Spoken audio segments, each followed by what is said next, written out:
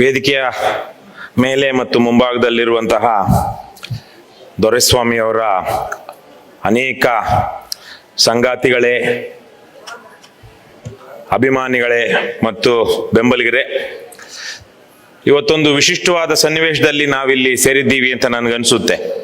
ದೊರೆಸ್ವಾಮಿಯವರು ತೀರು ಹೋಗಿ ಸರಿಯಾಗಿ 5 ವರ್ಷ ಆಯಿತು. ಅವರ ನೆನಪಿನಲ್ಲಿ ಸೇರಿದ್ದೀವಿ. ಅವರ ಕನಸು ಮತ್ತು ಪ್ರಸ್ತುತತೆ ಬಗ್ಗೆ ಮಾತಾಡೋದಕ್ಕೆ ನನಗೆ ತಿಳಿಸಿದ್ದಾರೆ. ಅವರ ಕನಸುಗಳು ಬಹುತೇಕ ನಮ್ಗೆಲ್ರಿಗೂ ಇರುವಂತಹದ್ದೇ ಕನಸುಗಳು, ಅಥವಾ ಸ್ವತಂತ್ರ ಭಾರತದ ಗಾಂಧೀಜಿ ಅವರ ನೇತೃತ್ವದಲ್ಲಿ ನಡೆದಂತಹ ಸ್ವಾತಂತ್ರ್ಯ ಹೋರಾಟದ ಸಂದರ್ಭದಲ್ಲಿ, ಸ್ವಾತಂತ್ರ್ಯ ಬಂದ ನಂತರ ಸಂವಿಧಾನ ಕಟ್ಕೊಂಡ ನಂತರ ಸಂವಿಧಾನದಲ್ಲಿ ಬಹುತೇಕವಾಗಿ ಏನಿತ್ತು, ಸಮಾನತೆ, ಸಹಬಾಳ್ವೆ, ಮನುಷ್ಯ ಗೌರವ ಘನತೆಯಿಂದ ಬದುಕುವಂತಹ ಒಂದು ವಾತಾವರಣ, ಇವೇ ಅವರ ಕನಸುಗಳಾಗಿತ್ತು. ಆದ್ರೆ ಇವತ್ತು ಅವುಗಳ ಪ್ರಸ್ತುತತೆ ಬಗ್ಗೆ ಮಾತಾಡೋದಕ್ಕೆ ಬಂದಾಗ ಬಹಳ ಜನ, ವಿಶೇಷವಾಗಿ ಸಿದ್ದನಗೌಡ ಪಾಟೀಲ್ರು ಬಹಳ ಚೆನ್ನಾಗಿ ಇವತ್ತಿನ ಕಾರ್ಪೊರೇಟೀಕರಣ, ಸಾಮ್ರಾಜ್ಯಶಾಹಿತ್ವ ಇಂಥದ್ರ ಬಗ್ಗೆ ಎಲ್ಲ ಮಾತಾಡ್ತಿರುವಾಗ ಅವುಗಳ ಪ್ರಸ್ತುತತೆ ಎಷ್ಟು ಅಗತ್ಯ ಇದ್ರೂ ಅವುಗಳಿಗಿರುವಂತಹ ಸವಾಲುಗಳು ಏನು ಅನ್ನೋದು ನಮ್ಗೆ ಅದರಿಂದ ಗೊತ್ತಾಗುತ್ತೆ. ಸೊ ಹಾಗಾಗಿ ನಾನು ಕನಸುಗಳು ಮತ್ತು ಪ್ರಸ್ತುತತೆ ಅನ್ನೋದಕ್ಕಿಂತ 1-2-3 ವೈಯಕ್ತಿಕವಾದ ವಿಷಯಗಳನ್ನು ಈ ಸಂದರ್ಭದಲ್ಲಿ ಮಾತಾಡೋದ್ರ ಮೂಲಕ ದೊರೆಸ್ವಾಮಿ ಅವ್ರನ್ನ ನೆನೆಸ್ಕೊಳ್ಳ ಬಯಸ್ತೀನಿ. ಆದಿತ್ಯ ಭಾರದ್ವಾಜ್ ಹೇಳಿದ್ರು, ಅವರು ದೊರೆಸ್ವಾಮಿ ಅವರು ಮೈಸೂರು ಪಾಕ್ ಬೇಕು ಅಂತ ಹೇಳಿದ್ರು. ಆಗ ರವಿಕೃಷ್ಣ ರೆಡ್ಡಿಗೆ ಅವ್ರು ಹೇಳಿದ್ದೆ, ಅವ್ರು ತಗೊಂಡೋಗಿ ಕೊಟ್ಟಿದ್ರು ಅಂತ. ಬಹಳ ವಿಶೇಷವಾದ ಸನ್ನಿವೇಶದಲ್ಲಿ ದೊರೆಸ್ವಾಮಿ ಅವರಿಂದ ನನಗೆ ಕರೆ ಬಂದಿದ್ದು. ಅವರು ಒಂದು ಆಸ್ಪತ್ರೆಗೆ ಅಡ್ಮಿಟ್ ಆಗಿದ್ರು. 103 ವರ್ಷ ಆಗೋಗಿತ್ತು ಆಗ್ಲೇ ಅಷ್ಟೊತ್ತಿಗೆ ಅವ್ರಿಗೆ. ಬಹುಶಃ ಮೇ 10ನೇ ತಾರೀಕು 2021ರಲ್ಲಿ ನನಗೆ ಕರೆ ಬಂದಿದ್ದು ಅನ್ಸುತ್ತೆ. ನಾವೆಲ್ಲ ಭೂಕಬಳಿಕೆ ವಿರೋಧಿ ಹೋರಾಟದಲ್ಲಿ ಸಕ್ರಿಯವಾಗಿದ್ದಾಗ BH ಸುರೇಶ್ ಅಂತ ಇಲ್ಲಿರೋ ಅನೇಕರಿಗೆ ಪರಿಚಯ, ಅವ್ರ ಮೂಲಕ ನನಗೆ ಕರೆಸಿದ್ರು, ಆ ರವಿಗೆ ಒಂದ್ ಸ್ವಲ್ಪ ಕರಿಯಪ್ಪ ಅಂತ. ನನಗೆ ಗೊತ್ತಾಯ್ತು ದೊರೆಸ್ವಾಮಿ ಅವರು, ಆಗೆಲ್ಲ ಕೋವಿಡ್ ಇತ್ತು, ಎಲ್ರು ಜಾಸ್ತಿ ಎಲ್ಲೂ ಓಡಾಡ್ತಾ ಇರ್ಲಿಲ್ಲ. ಹಾಗಾಗಿ ಹೇಗೆ ಹೋಗೋದು, ಹಾಸ್ಪಿಟಲ್ ಬಿಡ್ತಾರ ಅಂತೆಲ್ಲ ಕೇಳ್ಕೊಂಡು ನಾನು ಹೋದ ತಕ್ಷಣ ಅವರು, ನನಗೆ ಸಾಕಾಗಿದೆ, ಯಾರಿಗೆ ಹೇಳಿದ್ರು ಕೇಳ್ತಾ ಇಲ್ಲ, ನಿನ್ಗೆ ಹೇಳಿದ್ರೆ ನೀನ್ ಕೇಳ್ತೀಯ ಅಂತ ನೀನ್ ಕರ್ಸ್ಕೊಂಡಿದ್ದೀನಿ, ನಿನ್ ಮಾತನ್ನ ಡಾಕ್ಟರ್ಗಳು ಕೇಳಬಹುದು, ನೀನ್ ಮಾತಾಡೋರ್ ಜೊತೆಗೆ, ನನಗೆ ದಯಾಮರಣ ಕೊಡಿಸ್ಬಿಡು ಅಂತ ಅಂದ್ರು. ದೊರೆಸ್ವಾಮಿಯವರ ದೇಹಕ್ಕೆ ಅದು ಬಹಳ ಗಟ್ಟಿ ದೇಹ, ಅಜಾನುಬಾಹು ದೇಹ. ಆ ದೇಹ ಇನ್ನೂ ಅವರ ಚೈತನ್ಯವನ್ನ ಹೊತ್ಕೊಳ್ಳೋದಿಕ್ಕೆ ಸಿದ್ಧವಾಗಿತ್ತು, ಅಷ್ಟು ಸಶಕ್ತವಾಗಿತ್ತು. ಸಣ್ಣ ಪುಟ್ಟ ಒಂಚೂರು ಹರ್ನಿಯ ಇತ್ತು, ಕೋವಿಡ್ ಇತ್ತು, ಆದ್ರೆ ಅವ್ರಿಗೆ ಮಾನಸಿಕವಾಗಿ ಅಷ್ಟೊತ್ತಿಗೆ ಬಹುಶಃ ನನ್ನ ಕೆಲಸ ಇಲ್ಲಿ ಮುಗಿದಿದೆ ಅನ್ನುವಂಥ ರೀತಿಯಲ್ಲಿ, ಬಹುಶಃ ಈ ಜೈನರು ಸಲ್ಲೇಖನ ವ್ರತ ಮಾಡುವ ರೀತಿನಲ್ಲಿ, ಹಾಗಾಗಿ ಸಾಕು ಇಲ್ಲಿಗೆ ಅಂತ ದೊರೆಸ್ವಾಮಿ ಅವರಿಗೆ ಖಚಿತವಾಗಿ ಅನಿಸಿತ್ತು, ನನ್ನ ಕೆಲಸ ಇಲ್ಲಿ ಮುಗಿದಿದೆ ಅಂತ. ಹಾಗಾಗಿ ನಾನು ಸ್ವಲ್ಪ, ಯಾಕೆಂದ್ರೆ ಗೊತ್ತಿಲ್ಲದೆ ಇರೋರ್ಗೋ ಅಥವಾ ಮಕ್ಕಳಿಗೋ ವಿಚಾರದ ಬಗ್ಗೆ ಹೇಳ್ಬೋದು, ಏನಾಗಿದೆ ಅಥವಾ ಆಗೋದಿಲ್ಲ ಅಂತ. ದೊರೆಸ್ವಾಮಿಯವ್ರಿಗೂ ಗೊತ್ತಿರುವಂತ ವಿಚಾರನೆ ಏನು, ಇಲ್ಲಿ ದಯಾಮರಣ ಕೊಡೋದಿಕ್ಕೆ ಸಾಧ್ಯ ಇಲ್ಲ, ನಮ್ಮ ದೇಶದಲ್ಲಿ ಇನ್ನೂ ಆ ತರಹದ ಪದ್ಧತಿ ಇಲ್ಲ ಅಂತ. ಸೊ ಹಾಗಾಗಿ ನಾನು ಮಾತಾಡ್ತಾ ಇಲ್ಲ ಸರ್ ಹಾಗೆಲ್ಲ ಆಗೋದಿಲ್ಲ, ನಿಮ್ಗೂ ಗೊತ್ತಲ್ವಾ ಅಂತ ಕೇಳ್ಕೊಂಡು, ಆಮೇಲೆ ಪ್ರತಿ ದಿವಸ ಸಿರಿಮನೆ ನಾಗರಾಜ್ ಅವರು ಒಂದಿಬ್ಬರನ್ನ ವ್ಯವಸ್ಥೆ ಮಾಡಿದ್ರು. ಅವರು ರಾತ್ರಿ ಹೊತ್ತು ಇರ್ತಾ ಇದ್ರು. ಸೊ ಹಗಲೊತ್ತು ನಾನು ಹೋಗಿ ಅವ್ರನ್ನ ನಿದ್ದೆ ಮಾಡದೇ ಇದ್ದಂಥವ್ರನ್ನ ಅವ್ರು ಕಳಿಸಿ ಸಂಜೆ ತನಕ ದೊರೆಸ್ವಾಮಿ ಅವ್ರ ಜೊತೆ ಸುಮಾರು ಒಂದು 10-12 ದಿವಸ ನಿರಂತರವಾಗಿ ಪ್ರತಿ ದಿವಸ ಮನೆಯಿಂದ ಅವ್ರಿಗೆ ಬಿಸಿ ಬಿಸಿಯಾದ ಅನ್ನ, ಒಂದಷ್ಟು ಸಾರು, ಆಮೇಲೆ ಒಂಚೂರು ತುಪ್ಪ ಎಲ್ಲ ತೆಗೆದುಕೊಂಡು ಹೋಗ್ತಾ ಇದ್ದೆ. ಅವರು ತಿನ್ನೋದಿಕ್ಕೆ ಆಗ್ತಾ ಇರ್ಲಿಲ್ಲ. ಸ್ವಲ್ಪ ಕಾಫಿ ಕುಡಿಯೋರು. ಒಂದ್ ದಿವಸ ಜಿಲೇಬಿನೂ ತೆಗೆದುಕೊಂಡು ಹೋಗಿದ್ದೆ, ಯಾಕಂದ್ರೆ ನಿಮ್ಗೆಲ್ಲ ಗೊತ್ತಿರೋ ಹಾಗೆ ಜಿಲೇಬಿ ಅಂದ್ರೆ ಬಹಳ ಇಷ್ಟ, ಕಾಫಿ ಅಂದ್ರೇನು ಅಷ್ಟೇ ಬಹಳ ಇಷ್ಟ. ಆ ಮಧ್ಯದಲ್ಲಿ ನಮ್ಮ ಆದಿತ್ಯ ಹೇಳ್ದಾಗೆ ಬೇರೆ ಬೇರೆ ಮೈಸೂರು ಪಾಕು ಎಲ್ಲ ಸಣ್ಣದಾಗಿ ಚೂರು ತಿಂತಾ ಇದ್ರು, ಜಾಸ್ತಿ ತಿಂತಾ ಇರ್ಲಿಲ್ಲ. ಬಡಗಲ್ಪುರ ನಾಗೇಂದ್ರ ಅವ್ರು ನಾನು ಬಂದಾಗ ಮಾತಾಡ್ತಿರೋ ಒಂದು ಮಾತು ಹೇಳಿದ್ರು, ನಾನು ಯಾವಾಗಲೂ ಒಂದು ಸಭೆಯಲ್ಲಿ ಅವರು ಪರಿಚಯ ಆಗಿದ್ರು ಏನೋ, ಆಮೇಲೆ ಇನ್ನೆಷ್ಟೋ ದಿವಸ ಆದ್ಮೇಲೆ ಹೋದ್ಮೇಲೆ ಅವ್ರು ನನ್ನ ಹೆಸರಿಡ್ದು ಕರೆದ್ರು ಅಂತ. ಮೇ 25, ಇವತ್ತು 26, ಮೇ 25, 2021 ಅಂದ್ರೆ ದೊರೆಸ್ವಾಮಿ ಅವರು ತೀರ್ ಹೋಗೋದಿಕ್ಕೆ ಹಿಂದಿನ ದಿವಸ. ಬಹುಶಃ ಇದೇ ಸಮಯದಲ್ಲಿ ಈ ಏನ್ ಸಮಯ ಇದೆ, ಇದೇ ಸಮಯದಲ್ಲಿ ಅವ್ರು ನನ್ಗೊಂದು ಡೈಲಾಗ್ ಹೊಡೆದ್ರು, ವಿಠಲ್ ಭಟ್ಟನ ಪುರಾಣ ಬಿಟ್ಟಲ್ಲಿಗೆ ಸೈ ಅಂತ. ಅಂದ್ರೆ ಅದಕ್ಕೆ ಮೊದಲು ಅವರು ಸುಮಾರು 3 ಗಂಟೆಗಳ ಕಾಲ ನನ್ನ ಜೊತೆಗೆ ಮಾತಾಡಿದ್ರು. ಕೇವಲ ಮೊನ್ನೆ ಪರಿಚಯ ಆದಂತಹ ಅಥವಾ ಆಗ ಯಾವಾಗಲೂ ಬಡಗಲ್ಪುರ ನಾಗೇಂದ್ರ ಅವ್ರ ಹೆಸರು ಜ್ಞಾಪಕ ಇಟ್ಕೊಂಡಿದ್ರು ಅಂತಲ್ಲ, ಅದಕ್ಕಿಂತ ಸುಮಾರು 45-50 ವರ್ಷಗಳ ಹಿಂದೆ ನಡೆದಂತಹ ಭೂದಾನ ಚಳುವಳಿಯ ಒಂದು ಹೋರಾಟದಲ್ಲಿ ಅವರು ಪಾವಗಡ ತಾಲೂಕಿನ ಯಾವುದೋ ಹಳ್ಳಿಗೆ ಹೋದಾಗ ಹಳ್ಳಿಯ ಕೆಲವು ಹಿರಿಯರನ್ನ, ಜಮೀನ್ದಾರರನ್ನ ಸೇರಿಸಿ ಆ ಹಳ್ಳಿಯಲ್ಲಿ ಬಡವರಿಗೆ, ಭೂರಹಿತ ಕೃಷಿ ಕಾರ್ಮಿಕರಿಗೆ ಜಮೀನು ಹಂಚಿಕೆ ಮಾಡುವಂತಹ ಒಂದು ಘಟನೆ ಘಟನೆಯನ್ನ ನೆನಪಿಸ್ಕೊಳ್ತಾ ಆ ಊರಿನ ಗೌಡ್ರು ಅಥವಾ ಯಜಮಾನರು ಯಾರಿದ್ರು, ಏನೋ ರಂಗಸ್ವಾಮಿನೋ ಅಂತ, ಅವರ ಹೆಸರು ಸಮೇತವಾಗಿ ಅವತ್ತು ಮೇ 25, 2021 ನನಗೆ ಹೇಳಿದ್ರು. ಸುಮಾರು 3 ಗಂಟೆಗಳ ಕಾಲ ಅದೇನಿತ್ತು ಅವತ್ತು ಅವ್ರ ಉಮೇದು, ನಾನು ಪಕ್ಕದಲ್ಲಿ ನನ್ನ ಫೋನಲ್ಲಿ ರೆಕಾರ್ಡ್ ಹಾಕೊಂಡು ಕೂತ್ಕೊಂಡು 3 ಗಂಟೆಗಳ ಕಾಲ ಮಾತಾಡಿದ್ರು. ಅನೇಕ ವಿಚಾರಗಳ ಬಗ್ಗೆ ಮಾತನಾಡಿದ್ರು. ಕೊನೆಗೆ ಅವ್ರಿಗೂ ಒಂದು ರೀತಿಯಲ್ಲಿ ಸಾಕು ಅನ್ನಿಸ್ತೇನೋ, ಕೊನೆಗೆ ನಗ್ತಾ ಇಲ್ಲಪ್ಪ ಇರ್ಲಿ ಬಿಡಪ್ಪ, ವಿಠಲ್ ಭಟ್ಟನ ಪುರಾಣ ಬಿಟ್ಟಲ್ಲಿಗೆ ಸೈ ಅಂತ. ನನ್ಗೂ ಅದು ಸರಿಯಾಗಿ ಅರ್ಥ ಆಗ್ಲಿಲ್ಲ. ಅಂದ್ರೆ ನಾವೆಲ್ಲಿಗೆ ಬಿಡ್ತೀವೋ ಅಲ್ಲಿಗೆ ಮುಗಿಯುತ್ತೆ ಅನ್ನೋ ರೀತಿನಲ್ಲಿ ಹೇಳಿದ್ರು. ಬಹಳ ನಾನು ಆಗ್ಲೇ ಹೇಳ್ದಂಗೆ ಅವರ ದೇಹಕ್ಕೆ ಆ ಒಂದು ಚೈತನ್ಯವನ್ನ ಹೊರುವಂತಹ ಶಕ್ತಿ ಇತ್ತು. ಆದ್ರೆ ಅವ್ರಿಗೆ ಸಾಕಾಗಿತ್ತು. ಆ ರೀತಿನಲ್ಲಿ ಕಳೆದ ಕೊನೆಯ 10-12 ದಿವಸಗಳು ಬಹಳ ಕಡಿಮೆ ತಿಂತಾ ಇದ್ರು. ಕೆಲವೊಂದ್ಸಲ ತಿಂದಿದ್ದನ್ನು ಅವರಿಗೆ ಸರಿಯಾಗಿ ಮೈಗತ್ತುತ್ತಾ ಇರ್ಲಿಲ್ಲ, ಬಹಳ ಕಡಿಮೆ ತಿಂತಾ ಇದ್ರು. ಒಂದು ರೀತಿನಲ್ಲಿ ಉಪವಾಸ ಇದ್ದೆ. ಅವರ ಶ್ರೀಮತಿ ಅದಕ್ಕಿಂತ ಒಂದು 3-4 ವರ್ಷಗಳ ಹಿಂದೆ ಯಾವ ಕೊಠಡಿಯಲ್ಲಿ ಪ್ರಾಣ ಬಿಟ್ಟಿದ್ರೋ ಅದೇ ಕೊಠಡಿಗೆ ಮಾರನೇ ದಿವಸ ಅವ್ರಿಗೆಲ್ಲಾನು ಕೆಲವೊಂದು ವಿಚಾರಗಳನ್ನ ಗಮನಿಸಿ ಈಗ ಆಕ್ಸಿಜನ್ ಮಾಸ್ಕ್ ಆ ತರ ಹಾಕಿದನ್ನೆಲ್ಲ ತೆಗೆದು ಅದೇ ಇದಕ್ಕೆ ತೆಗೆದುಕೊಂಡು ಹೋಗಲಾಯ್ತು. 26ನೇ ತಾರೀಕು ದೊರೆಸ್ವಾಮಿ ಅವರು ಈ ರೀತಿ ನಮ್ಮನ್ನ ಅಗಲಿದ್ರು. ಕೊನೆ ದಿವಸದ ತನಕ ಅವರಿಗೆ ದೇಶದ ಬಗ್ಗೆ, ಜನರ ಬಗ್ಗೆ ಕಾಳಜಿ ಇತ್ತು. ಅವರ ಕನಸುಗಳೇನಿತ್ತು, ಒಂದು ಸಮಾನತೆ, ಸಹಬಾಳ್ವೆ. ವಿಶೇಷವಾಗಿ ಕೊನೆ ದಿವಸಗಳಲ್ಲಿ ಅವರು ಈ ಭೂರಹಿತ ಕೃಷಿ ಕಾರ್ಮಿಕರಿಗೆ ಕನಿಷ್ಠ 2 ಎಕರೆ ತೋಟ ಅಥವಾ 5 ಎಕರೆ ಒಣಭೂಮಿ ಕೊಡಬೇಕು, ಮತ್ತೆ ನಗರದ ವಾಸಿಗಳಲ್ಲಿರುವಂತವರಿಗೆ ಒಂದು ಸೈಟ್ ಆದ್ರೂ ಕೊಡಬೇಕು ಅನ್ನುವಂತ ಹೋರಾಟ ಏನಿತ್ತು, ಬಹಳ ಬಹಳ ಬಹಳ ನಿಷ್ಠೆಯಿಂದ ಅದನ್ನ ನಡೆಸಿದ್ರು. ಅದಕ್ಕೆ ನಮ್ಮ ಕುಮಾರ್ ಸಮತಾಳ ಸೇರಿದಂತೆ, ನೂರ್ ಶ್ರೀಧರ್ ಸೇರಿದಂತೆ 10 ಜನ ಆ ಹೋರಾಟದಲ್ಲಿ ಬಹಳ ಕೊನೆಯ ತನಕ ಸಾಥ್ ಕೊಟ್ರು. ಆದ್ರೆ ಅವರು ಬಿಜೆಪಿ ಸರ್ಕಾರ, ಕಾಂಗ್ರೆಸ್ ಸರ್ಕಾರದಲ್ಲಿ ಬಹುಶಃ ಶ್ರೀನಿವಾಸ್ ಪ್ರಸಾದ್ ಅವ್ರ ಜೊತೆ ಕಂದಾಯ ಸಚಿವರಾಗಿದ್ರು. ಅವ್ರ ಜೊತೆಗೆ ಮತ್ತು ಕಾಗೋಡು ತಿಮ್ಮಪ್ಪ ಅವ್ರ ಜೊತೆಗೆ ಹಲವಾರು ಸಭೆಗಳನ್ನ ಮಾಡಿದ್ರು. ಕೊನೆ ದಿವಸಗಳಲ್ಲೂ ಸಹ ಅವರಿಗೆ ಆ ವಿಚಾರ ಬಗ್ಗೆ ಒಂದು ನಿಷ್ಠೆ ಇತ್ತು. ಅದೇ ರೀತಿಯಲ್ಲಿ ಮದ್ಯ ನಿಷೇಧದ ಬಗ್ಗೆನು. ಯಾಕಂದ್ರೆ ಗಾಂಧಿವಾದಿಗಳಿಗೆ, ನಾವು ಗಾಂಧಿವಾದ ಅಥವಾ ಗಾಂಧೀಜಿಯ ಬೆಂಬಲಿಗರು ಎಷ್ಟೆಲ್ಲ ನಿಷ್ಠೆ, ಪ್ರಾಮಾಣಿಕತೆ, ಬದ್ಧತೆಯಿಂದ, ನೈತಿಕತೆಯಿಂದ ಇದ್ರು, ಬದುಕಿದ್ರು ಅನ್ನೋದಕ್ಕೆ ನಮ್ಮ ಮುಂದೆ ಇದ್ದಂತಹ ನಾವು ಕಣ್ಣಾರೆ ಕಂಡಂತಹ ಜೀವಂತ ಉದಾಹರಣೆ ದೊರೆಸ್ವಾಮಿ ಅವರಾಗಿದ್ರು. ಅವ್ರಿಗೆ ಯಾರೋ ಕರಿಬೇಕು ಅಂತಿರ್ಲಿಲ್ಲ. ಆಮೇಲೆ ನನ್ನ ವಿಚಾರಕ್ಕೆ ಬರೋದಾದ್ರೆ, ನಾನು ಒಂದ್ ದಿವಸ ಜೈಲು ಕಳಿಸೋದ್ರಲ್ಲಿ ದೊರೆಸ್ವಾಮಿ ಅವರ ಪಾತ್ರ ಬಹಳ ದೊಡ್ಡದಿತ್ತು.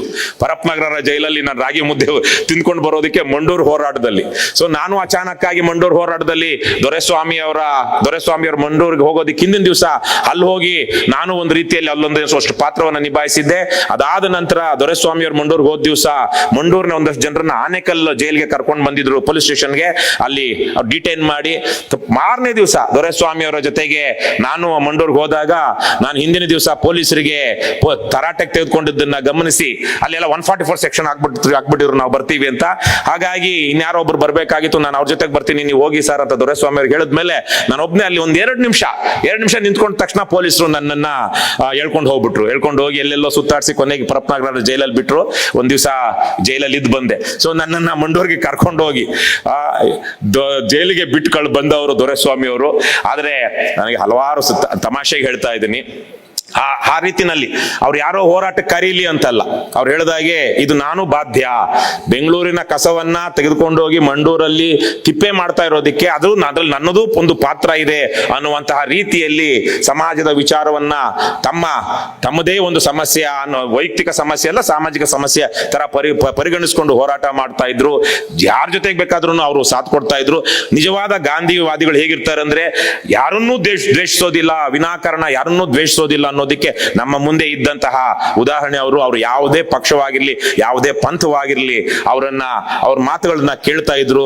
ಕೇಳಿ ಅದಕ್ಕೆ ತಮ್ಮದೇ ಆದಂತಹ ಒಂದು ನೈತಿಕತೆಯ ಹಿನ್ನೆಲೆಯಲ್ಲಿ ಅದಕ್ಕೆ ಒಂದು ಉತ್ತರಿಸ್ತಾ ಇದ್ರು. ಆ ರೀತಿಯಲ್ಲಿ ಗಾಂಧಿವಾದದ ಒಂದು ಪರಮೋಚ್ಚ ಆದರ್ಶ ಮತ್ತು ಉದಾಹರಣೆಯಾಗಿ ನಮ್ಮ ಮುಂದೆ ಇದ್ದಂತವರು ದೊರೆಸ್ವಾಮಿ ಅವರು. ಈ ಸಂದರ್ಭದಲ್ಲಿ ಅವರಿಗೆ ಬಹುಶಃ 97-98 ಆಗಿತ್ತು. ಆ ಸಂದರ್ಭದ ಒಂದು ವಿಚಾರವನ್ನ ನಾನು ಹೇಳ್ಬೇಕು. SR ಹಿರೇಮಠರು ಅವರು ಒಬ್ಬ ಜಡ್ಜ್ ವಿರುದ್ಧ, ರಾಮ್ ಮೋಹನ್ ರೆಡ್ಡಿ ಅನ್ನುವಂತಹ ಒಬ್ಬ ಹೈಕೋರ್ಟ್ ಜಡ್ಜ್ನ ವಿರುದ್ಧ, ಈ ಜಡ್ಜು ಭ್ರಷ್ಟಾಚಾರಿ ಆಗಿದ್ದಾನೆ ಅಂತ ಎಲ್ಲೋ ಒಂದು ಕಡೆ ಉತ್ತರ ಕರ್ನಾಟಕದಲ್ಲಿ ಎಲ್ಲೋ ಒಂದು ಕಡೆ ಹೇಳಿಕೆ ಕೊಡ್ತಾರೆ. ಅದು ವಿಶೇಷವಾಗಿ ಕನ್ನಡಪ್ರಭದಲ್ಲಿ ಬಂದ್ಬಿಡುತ್ತೆ. ಕನ್ನಡಪ್ರಭದಲ್ಲಿ ಬಂದಾಗ ರಾಮ್ ಮೋಹನ್ ರೆಡ್ಡಿ ಜಡ್ಜು ಆತ ಇನ್ನು ರಿಟೈರ್ಡ್ ಆಗೋದಕ್ಕೆ ಇನ್ನೊಂದು ತಿಂಗಳು 2 ತಿಂಗಳು ಅಷ್ಟೇ ಇದ್ದಿದ್ದು ಆ ಜಡ್ಜ್ಗೆ. ನಿಮ್ಗೆ ಗೊತ್ತಿದೆ, ರಿಟೈರ್ಡ್ ಆಗುವಾಗ ಜಡ್ಜ್ಗಳು ಯಾವೆಲ್ಲ ರೀತಿಯಲ್ಲಿ ಅಲ್ಲಿ ತನಕ ಪ್ರಾಮಾಣಿಕವಾಗಿರೋ ಅನೇಕ ಜಡ್ಜ್ಗಳು ರಿಟೈರ್ಮೆಂಟ್ ಪೀರಿಯಡ್ ಅಲ್ಲಿ ಭ್ರಷ್ಟರಾಗಿರೋದನ್ನ ನಾವು ಕರ್ನಾಟಕದಲ್ಲಿ ಕಣ್ಣಾರೆ ಕಂಡಿದ್ದೀವಿ. ಸೊ ಆ ಸಂದರ್ಭದಲ್ಲಿ SR ಹಿರೇಮಠರ ಮೇಲೆ ಕಂಟೆಂಪ್ಟ್ ಆಫ್ ಕೋರ್ಟ್ ಅವರೇ ದಾಖಲಿಸ್ಕೊಂಡು ಏನೇನೋ ನಡೆಯುತ್ತೆ. ಕನ್ನಡಪ್ರಭದ ಪತ್ರಕರ್ತ ಆವಾಗ ಸಂಪಾದಕರಾಗಿದ್ದಂತ ಸುಗತ ಶ್ರೀನಿವಾಸ ರಾಜು ಅವ್ರನ್ನೂ ಸೇರಿದಂತೆ ಎಲ್ಲರನ್ನೂ ಪಾರ್ಟಿ ಮಾಡಿ ಒಂದು ಇಡೀ ದಿವಸ ಕೋರ್ಟ್ ಅಲ್ಲಿ ನಿಲ್ಸಿರ್ತಾರೆ. ಆ ಒಂದು ಸಂದರ್ಭದಲ್ಲಿ ಕಂಟೆಂಪ್ಟ್ ಆಫ್ ಕೋರ್ಟ್ ಪ್ರಕರಣ ನಡೆಯುತ್ತೆ ಅಂದಾಗ ದೊರೆಸ್ವಾಮಿ ಅವರು, ನನಗೆ ಅದು ಡೇಟ್ ಗೊತ್ತಿಲ್ಲ ಅಥವಾ ಗೊತ್ತಾಗಿದ್ರೆ ಹೇಳ್ಬಹುದು, ಬಹುಶಃ 98 ಅದು ಆಗಿರಬಹುದು. ಅಂದ್ರೆ 2018-19 ಸಂದರ್ಭದಲ್ಲಿ ಅಷ್ಟೊತ್ತಿಗೆ ಅವರಿಗೆ 100 ಹತ್ರ ಇದ್ರು. ಸ್ವತಃ ಹೈಕೋರ್ಟ್ಗೆ ಬಂದು, ಅದು ಮೇಲ್ಮಹಡಿ ಹೈಕೋರ್ಟ್ನ ಮೆಟ್ಟಲ್ಗಳನ್ನ ಹತ್ತಿ ಕೋರ್ಟ್ ಅಲ್ಲಿ ಬಂದು ಬಹುತೇಕವಾಗಿ ಮಧ್ಯಾಹ್ನ 3 ಗಂಟೆ 4 ಗಂಟೆ ತನಕ ದೊರೆಸ್ವಾಮಿ ಅವರು SR ಹಿರೇಮಠರಿಗೆ ನೈತಿಕ ಬೆಂಬಲ ಕೊಡಬೇಕು ಅಂತ ಹೇಳಿ ಕೂತ್ಕೊಂಡಿದ್ರು. ಅದು ಬಹುಶಃ ಆ ಇಡೀ ಪ್ರಕರಣ ಕರ್ನಾಟಕದ ನ್ಯಾಯಾಂಗದಲ್ಲಿ ಬಹಳ ಚಾರಿತ್ರಿಕವಾದಂತಹ ಪ್ರಕರಣ. ಕೊನೆಗೆ SR ಹಿರೇಮಠರು ಮತ್ತೆ ಹಿರೇಮಠರ ವಕೀಲರು ಯಾವ ತರಕ್ಕೆ ಮಾಡಿದ್ರು ಅಂದ್ರೆ, ಆ ಪ್ರಕರಣವನ್ನೇ ಆ ಜಡ್ಜು ವಿಲೇವಾರಿ ಮಾಡದ ರೀತಿಯಲ್ಲಿ ಬೇರೆ ಇನ್ನೊಂದು ಕೋರ್ಟ್ ಇಂದ ಸ್ಟೇ ತಂದ್ರು. ಆ ಪ್ರಕರಣ ಇನ್ನೊಂದು ಕೋರ್ಟ್ಗೆ ವರ್ಗಾವಣೆ ಆಗುವಾಗಾಯ್ತು.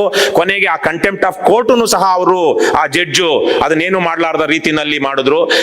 ನಾನು ಬಹಳ ಸ್ಪಷ್ಟವಾಗಿ ನಾನು ಗಮನಿಸಿರೋದ್ರಿಂದ ಹೇಳ್ತೀನಿ, ಇಡೀ ಕರ್ನಾಟಕದ ನ್ಯಾಯಾಂಗದಲ್ಲಿ ಅತ್ಯಂತ ಚಾರಿತ್ರಿಕವಾದಂತಹ ಘಟನೆ ಅದು.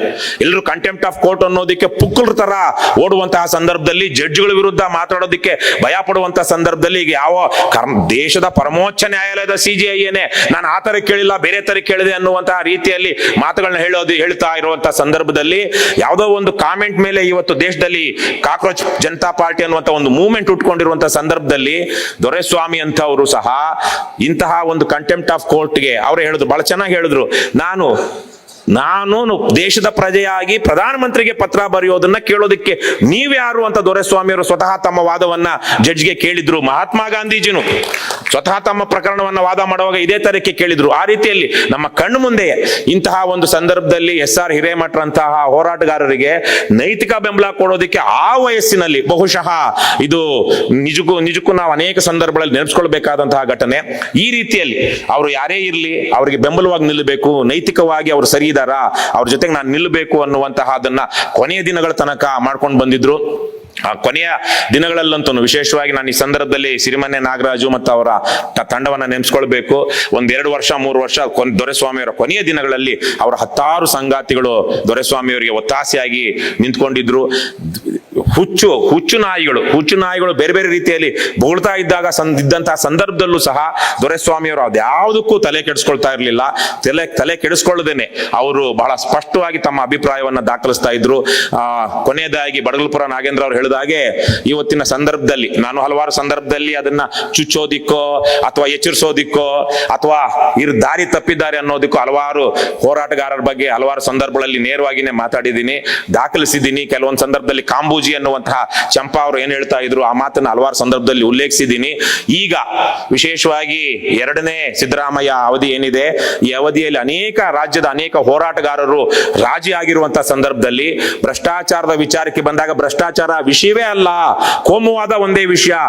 ನರೇಂದ್ರ ಮೋದಿ ಮತ್ತು ಬಿಜೆಪಿಯವರ ಅತಿ ದೊಡ್ಡ ಬಲ ಅದು ವಿರೋಧ ಪಕ್ಷಗಳು, NDA ತರ ವಿರೋಧ ಪಕ್ಷಗಳಲ್ಲಿರುವಂತಹ ಭ್ರಷ್ಟಾಚಾರ, ವಂಶ ಪಾರಂಪರ್ಯ ರಾಜಕಾರಣನೇ ಬಹಳ ದೊಡ್ಡ ಆಸ್ತಿ, ಬಹಳ ದೊಡ್ಡ ಶಕ್ತಿ ನರೇಂದ್ರ ಮೋದಿ ಮತ್ತು ಬಿಜೆಪಿ ಅವರಿಗೆ. ಆ ತರಕ್ಕಿರುವಾಗ ಅದನ್ನು ಎದುರಿಸೋದಿಕ್ಕೆ ನಾವೊಂದು ತಾತ್ವಿಕತೆ ಮತ್ತು ನೈತಿಕತೆ ಮೇಲೆ ಒಂದು ರಾಜಕಾರಣವನ್ನ ಮತ್ತು ಪರ್ಯಾಯವನ್ನ ಕಟ್ಟಬೇಕು ಅನ್ನುವಂತಹ ಮನಸ್ಥಿತಿ ಇಲ್ಲದೆ ಬಹುತೇಕವಾಗಿ ಈಗ ಇರುವಂತಹ ಏನು 20-30 ವರ್ಷ ವಯಸ್ಸಿನ ಯಾರಾದ್ರೂ ಚಿಂತಕರು ಹೋರಾಟಗಾರರು ಬಂದ್ರೆ ಆಗ್ಬೇಕೇ ಹೊರತು, ಈಗ ಕರ್ನಾಟಕದಲ್ಲಿ 50-60 ವರ್ಷ ದಾಟಿರುವಂತಹ ಬಹುತೇಕ ಹೋರಾಟಗಾರರು ಅನೇಕ ಸಂದರ್ಭಗಳಲ್ಲಿ ಇತ್ತೀಚಿನ ವರ್ಷಗಳಲ್ಲಿ ರಾಜಿ ಆಗ್ತಾನೆ ಬರ್ತಾ ಇದ್ದಾರೆ. ನೀವೇನಾದ್ರೂ ದೊರೆಸ್ವಾಮಿ ಅವರಿಗೆ ನಿಜವಾಗ್ಲೂ ನಾವೊಂದಷ್ಟು ಅವರಿಗೆ ಒಂದು ಗೌರವವನ್ನ ಮತ್ತು ಕೃತಜ್ಞತೆಯನ್ನ ಸಲ್ಲಿಸಬೇಕು ಮತ್ತು ಅದಕ್ಕೆ ಅರ್ಹತೆಯನ್ನ ಪಡೆದುಕೊಳ್ಬೇಕು ಅಂದ್ರೆ ದಯವಿಟ್ಟು ಪ್ರಾಮಾಣಿಕತೆಯಿಂದ ನೈತಿಕತೆಯಿಂದ ದೊರೆಸ್ವಾಮಿ ಅವರ ತರಹಕ್ಕೆ ಬದುಕೋದನ್ನ ರೂಢಿಸಿಕೊಳ್ಳಿ. ಇವತ್ತು ಸಾಕಷ್ಟು ಸಂಪನ್ಮೂಲಗಳು, ಸಾಕಷ್ಟು ಅವಕಾಶಗಳು ನಿಮಗಿದೆ, ದಾದಿ ತಪ್ಪುವ ಅವಕಾಶ ಅಗತ್ಯ ಇಲ್ಲ. ಹಾಗಾಗಿ ಆ ಮೂಲಕ ನೀವು ದೊರೆಸ್ವಾಮಿ ಅವರ ಕನಸುಗಳೇನಿತ್ತು ಅವುಗಳು ಪ್ರಸ್ತುತ ಮಾಡ್ಕೊಳ್ಬೇಕು ಅನ್ನೋ ಹಾಗಿದ್ರೆ ಆ ತರಹದ ರೀತಿಯಲ್ಲಿ ಒಂದು ನೈತಿಕ ಬದುಕನ್ನ ಕಟ್ಕೊಳ್ಳೋದಿಕ್ಕೆ ನೀವೆಲ್ಲ ಕಂಕಣಬದ್ಧರಾಗಿ ಕೆಲಸ ಮಾಡಿ ಅಂತ ನಾನು ನಾನು ಅವರಲ್ಲಿ ವಿನಂತಿ ಮಾಡ್ತಾ ಈ ಸಂದರ್ಭದಲ್ಲಿ ನನಗೆ ಇಷ್ಟು ಮಾತಾಡೋದಕ್ಕೆ ಅವಕಾಶ ಕೊಟ್ಟಂತ ಎಲ್ರಿಗೂ ವಂದಿಸ್ತಾ, ದೊರೆಸ್ವಾಮಿ ಅವರ ಕೊನೆಯ ದಿನಗಳಲ್ಲಿ ಅವರ ಸೇವೆಯನ್ನ ಮಾಡೋದಿಕ್ಕೆ ಒಂದು ಸಿಕ್ಕಂತ ಅವಕಾಶ ನನ್ನ ಜೀವನದ ಪರಮ ಸೌಭಾಗ್ಯಗಳಲ್ಲಿ ಒಂದು ಅಂತ ಭಾವಿಸ್ತಾ ಎಲ್ರಿಗೂ ನಮಸ್ಕಾರ. ಜೈ ಹಿಂದ್, ಜೈ ಕರ್ನಾಟಕ.